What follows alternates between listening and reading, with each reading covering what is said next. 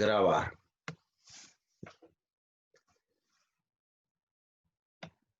Dijimos que la temperatura era un número que definía el estado térmico, frío, caliente.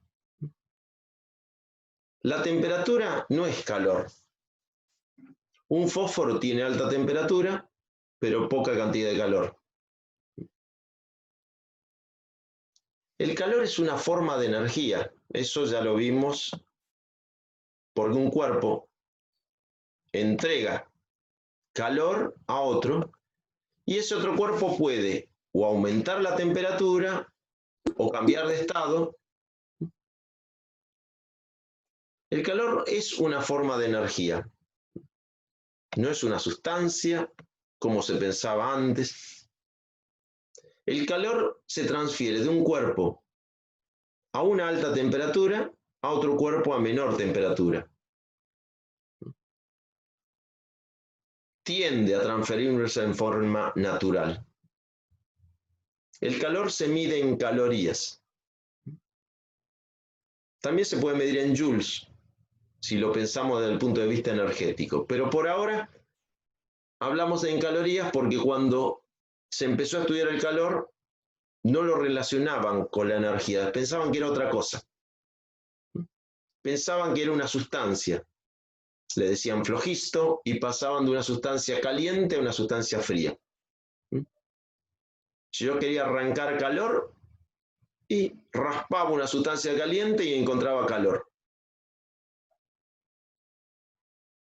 Ahora, el problema es que no terminaba nunca, por más que raspaba, y entonces ahí no se podía entender mucho.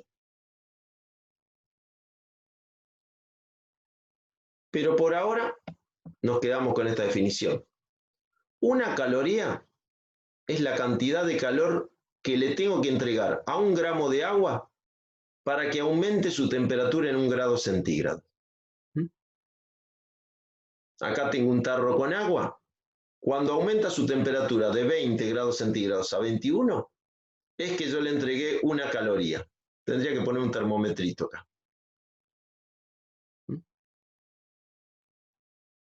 Si en vez de tener 1 gramo, tengo 2 gramos, voy a necesitar 2 calorías.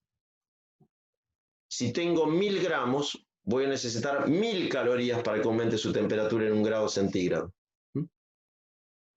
O sea que la cantidad de calor va a depender de la masa que estoy calentando.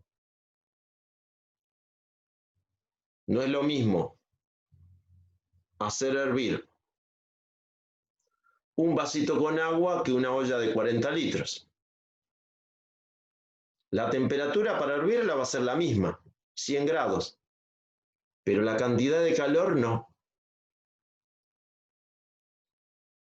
Y ahí marcamos bien la diferencia entre calor, que es la energía que le tenés que entregar para que aumente su temperatura. ¿Cuáles son los efectos del calor? Ya habíamos hablado en segundo año, las partículas están tranquilitas y se empiezan a agitar, se empiezan a poner loquitas. Aumenta la energía cinética y al aumentar la energía cinética aumenta la energía interna y la temperatura. Al aumentar se ponen más loquitas, empiezan a golpear, aumenta un poco el volumen, por eso se dilatan. Y si le entregas tanta energía que algunas partículas empiezan a escapar, ya cambia el estado de agregación y pasa de ser sólido al estado líquido. Lo voy a poner acá que queda más bonito. Y este, acá también. A medida que le estoy entregando cada vez más calor, pasan estas cosas. Aumenta su temperatura, después, en algún momento cambia el estado de agregación. En ese momento, mientras cambia el estado, no aumenta más la temperatura. La energía se utiliza para separarlas y aumenta el volumen de los cuerpos. Esos son los efectos del calor. ténganlo presente. Entrego calor, aumenta la temperatura, se dilatan los cuerpos y aumenta su energía interna. Y cambia el estado de agregación que me había olvidado. La temperatura se mide con un termómetro y el calor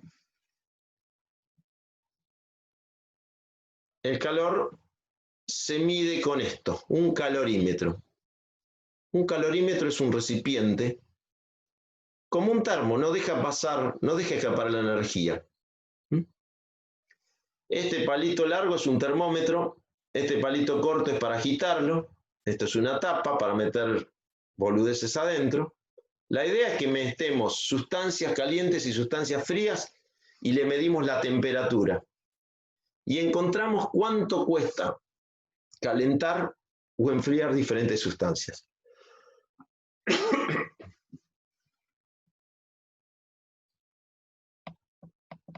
Acá está visto por adentro. El agitador, el termómetro, en general las sustancias que se utilizan son líquidas o mezcla de líquidas y sólidas. Dijimos que se utiliza para calcular o determinar la cantidad de calor que cambian los cuerpos. Como está aislado, lo que vamos a aprovechar es esto. Cuando intercambian energía, uno de los dos cuerpos va a entregar energía y el otro la va a ceder.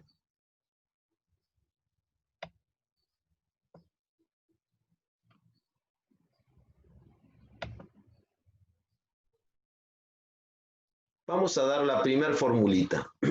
Definir calor sensible. El calor sensible es el calor que entregamos a un cuerpo y ese cuerpo cambia su temperatura.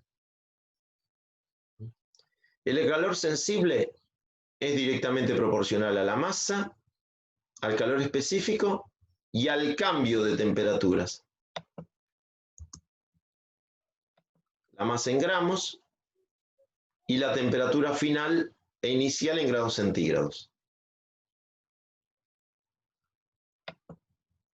Queda el concepto de calor específico. Ese es un número que depende de cada sustancia que estoy calculando. Vuelvo a remarcarla. La masa del cuerpo saben que está en gramos. La diferencia de temperatura también la pueden calcular. Ponen un termómetro y la calculan. El calor específico surge experimentalmente.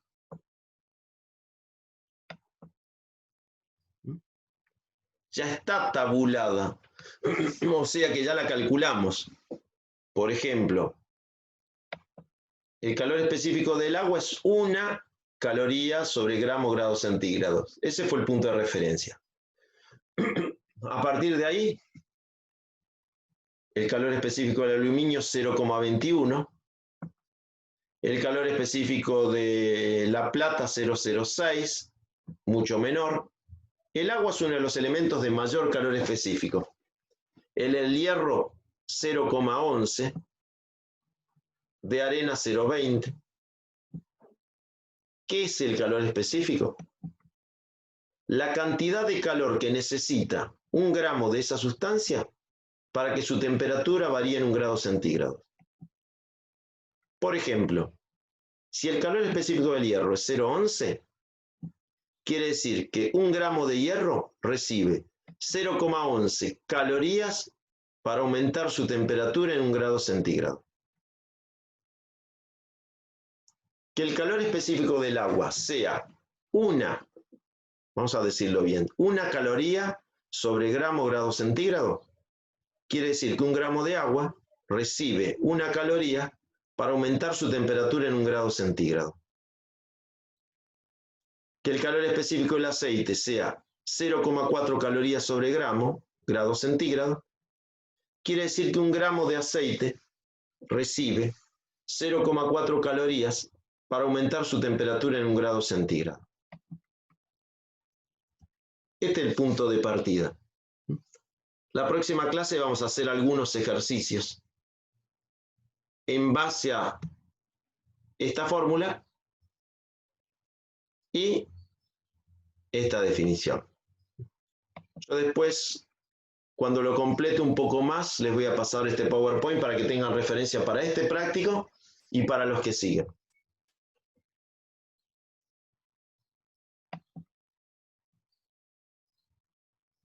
Bien, voy a dejar de grabar y vamos a terminar de ver algunos ajustes.